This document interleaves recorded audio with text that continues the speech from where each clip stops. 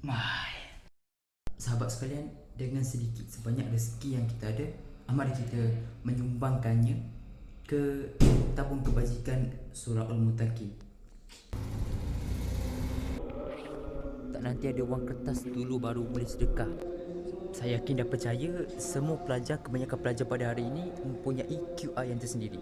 Sedekah online pun boleh sekarang ni, dengan motonya satu sedekah selangkah ke jannah. Cuba kita fikir-fikir, kalau kita sedekah hari-hari secara konsisten dan berapa ribu langkah yang kita kumpul untuk menuju ke syurga kan. Jadi berapa banyak yang perlu ataupun minimum yang boleh sedekah? 1 sen dah cukup. Tapi sebenarnya kalau saya cakap 1 sen tu, 10 sen lagi cukup, RM1 lagi cukup, RM10 lagi cukup. Takkan cukup berapa nilai pun. Yang menyukupkannya adalah dengan keikhlasan kita. Berapa kita nak bagi masa tu, kita bagi. Contohnya saya rasa sekarang ni bagi 50 sen, saya bagi 50 sen. Ikhlas yang penting.